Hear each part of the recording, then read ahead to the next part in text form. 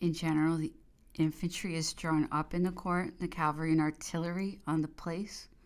Napoleon, in the first instance, passes at a quick gallop through all the ranks. Then he dismounts and begins the maneuvers, which he makes each corps repeat several times. An officer or sub-officer possessing a good voice for giving the word of command remains near him to repeat his orders.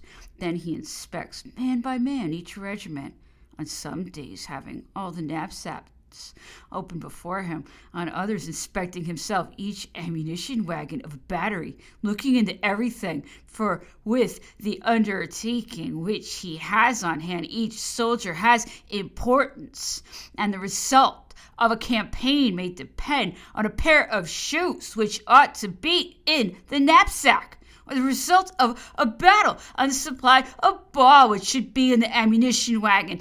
At the maneuvers, no one spares himself less than he does. If a movement fail, it is begun again. He puts to the proof the knowledge of the officer quite as much as that of the soldier, and he does not tolerate that in this part of his calling anyone should show negligence. He is not ignorant that certain officers of his surrounding find the matter tedious, but let them grumble inwardly if they like. While he was consul, one day when he heard murmuring, he said to Land, "It does not occur to you to grumble because the parade has sometimes made us dine an hour late?" "Ah, as to that, no. I give you my word of honor. It is all the same to me to eat my soup hot or cold, provided you make us work to warm up a good broth to those English. Everyone is not like Land." And when Land was dead, it also happened that the emperor preferred to dine punctually because Marie Louise wished it so.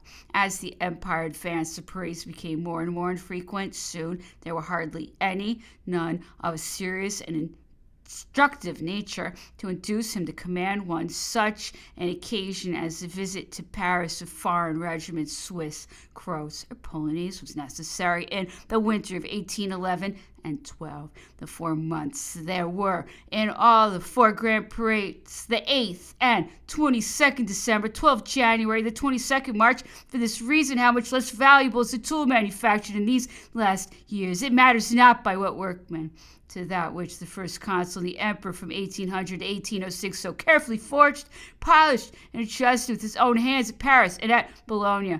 Still more, and this is the worst of all, Napoleon had lost that habitual contact with the soldiers, that familiarity which made him at first sight recognize 4 of 5 men in each regiment, whose names he was careful to mention, adding some convincing detail which showed that he knew all their past services. No more of those dialogues of good fellowship between him and the veteran, a good fellowship between him and the veteran, who, with his petition on the ramrod of his musket, came out of the ranks presenting arms.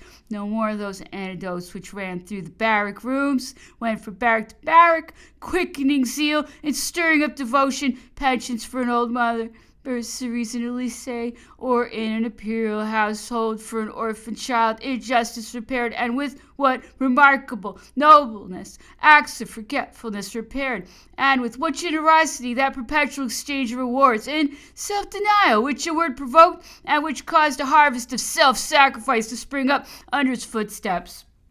All depends on this trifling fact. Under the consulate, when on parade, the consul distributed arms of honor. All those who received them, whether officers or privates, were invited the same evening to his table, dined at the same table with him and his wife, with the senators, ministers, councilors of state, the foremost of the nation.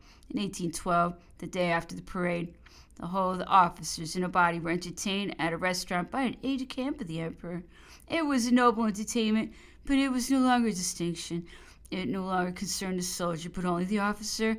And is it possible to estimate what could and must have passed in the mind of the soldier who returned to his quarters after having dined with the consul? In the early days of the grand parade generally lasted 3 hours, sometimes 5. It wound up with the march past of all the troops, battalion by battalion, to the sound of the band of each regiment, which came and stood at the left of the pavillon d'horloge, in front of which the staff were massed. The emperor at once returned to the state apartments from which the corps diplomatique, while waiting for its audience, had been able to contemplate at leisure from the windows a spectacle which Napoleon considered to be as intrusive for his enemies as for his friends. Care had been taken, besides, to give other and more succulent distraction to the foreign ambassadors and ministers.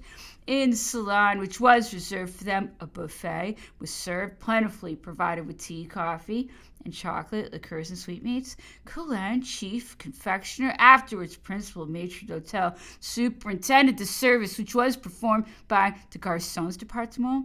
When the hour of the audience was come, the ambassadors and ministers, according to the date of their residence in Paris, entered the throne room, and there formed a circle. The emperor began at his right hand to go round, talking to each in succession. He passed along twice, and twice said a few words, but in the ordinary course only remarks of no moment. Do you amuse yourself in Paris? Have you any news from your country? No matters of business, nothing but civilities.